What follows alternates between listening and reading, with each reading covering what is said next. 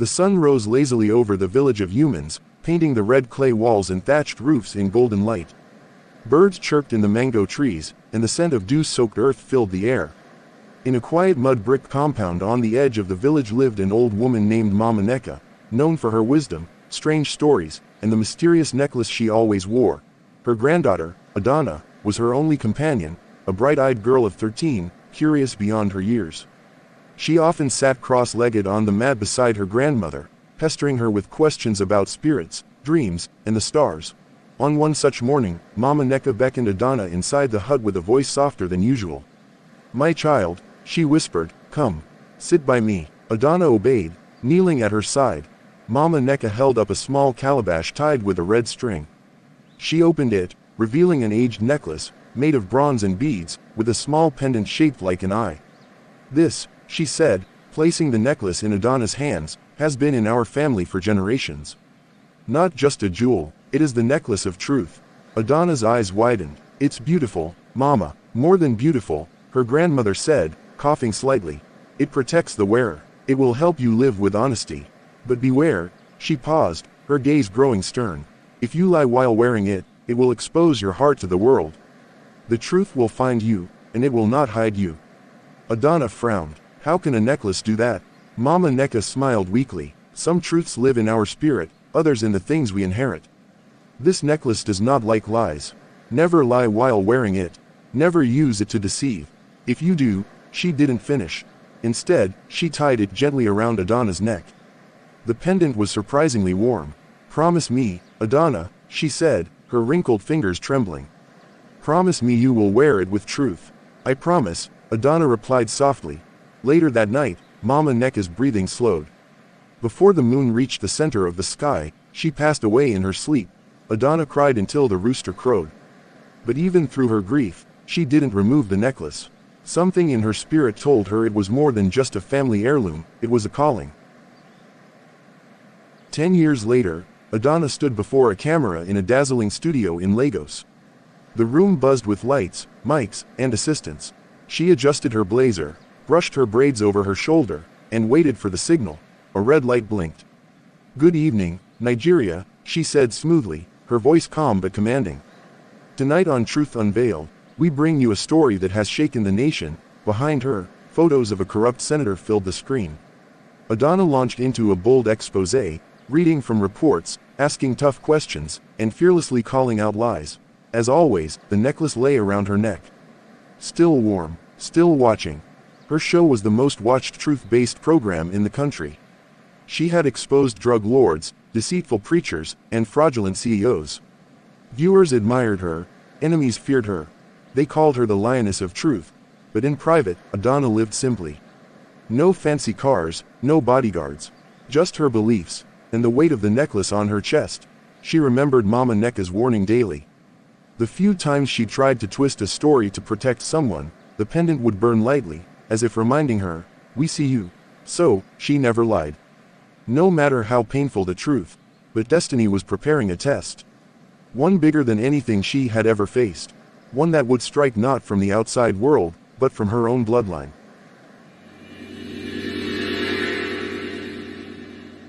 The road to fame for Adana wasn't paved with gold, it was stained with sweat, rejection, and the kind of pain that builds either bitterness or boldness. She chose boldness. After Mama Neka's death, Adana left humans at age 17 to pursue university in Enugu. With the necklace always on her neck and her grandmother's words echoing in her heart, she studied mass communication and volunteered at campus radio stations. She had no money, no connections, only her voice and her commitment to truth. That voice would one day command the nation. She started with small stories, missing pension funds, stolen lands, and student union scams. Her first real break came when she exposed a local government chairman siphoning scholarship funds meant for indigent students.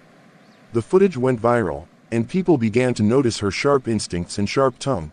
By the time she was 25, Adana had become a respected investigative journalist. A Lagos-based media house offered her a show, a weekly program where she could chase the truth and reveal it in primetime. She called it Truth Unveiled. And unveil it, she did. Every Friday night, millions of Nigerians gathered around their televisions to hear her voice. She exposed everything from fake miracle crusades to illegal mining operations. She never exaggerated, never sensationalized. Just the truth, raw and clean. Her style was straightforward, factual but emotional, firm but graceful. Her delivery was always calm, but her words cut deep. She didn't scream. She didn't threaten. She simply told the truth, and the world shook. The necklace became her signature. She never removed it. Audiences began associating it with her brand, calling it the Eye of Justice. No one knew its true origin, and she never told them. Off camera, Adana kept her circle tight. Her producer, Miriam, was one of her closest friends. Miriam often worried for Adana's safety. One day, these people you're exposing will come for you, she warned. Adana smiled. Let them come. As long as they've told the truth, I'll sleep. But the weight of the truth wasn't always light. Every week, Adana received messages from whistleblowers, victims, or frightened employees desperate to tell their story, but too afraid of retaliation. She listened. She cross-checked. She verified. And then she revealed. Her integrity built her a fortress of respect. But that fortress had one hidden crack, her past. She had told so many stories about other secrets, but not her own. She never spoke of the father she never knew. All her life, her mother had been silent on the matter. He was a ghost, she once said bitterly. Gone before you could speak his name. Adana never pushed. She told herself she didn't care. But deep inside, the void remained. And fate, as it often does, was about to fill that void, violently. It happened one Monday morning.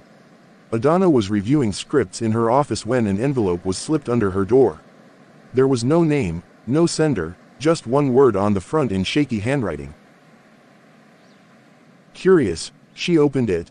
Inside were copies of documents, birth certificates, passports, marriage certificates, and a handwritten note.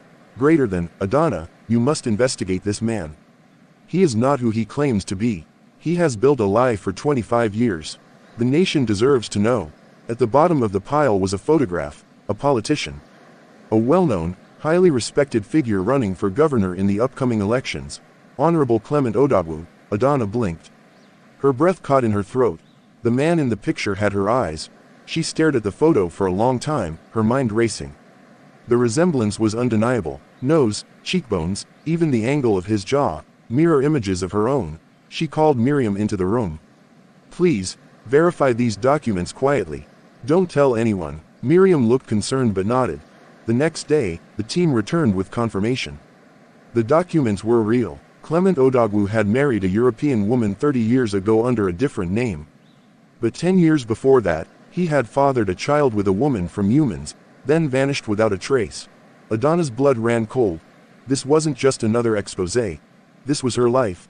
Honorable Clement Odogwu, beloved public figure and presumed future governor, was her father. She leaned back in her chair, overwhelmed. The necklace around her neck pulsed warmly, as if waiting for a decision. For the first time since she put it on, Adana didn't know if she could carry the truth. How could she expose her own father, someone she never knew, but whose blood ran in her veins? How could she ignore the story, now that it was in her hands?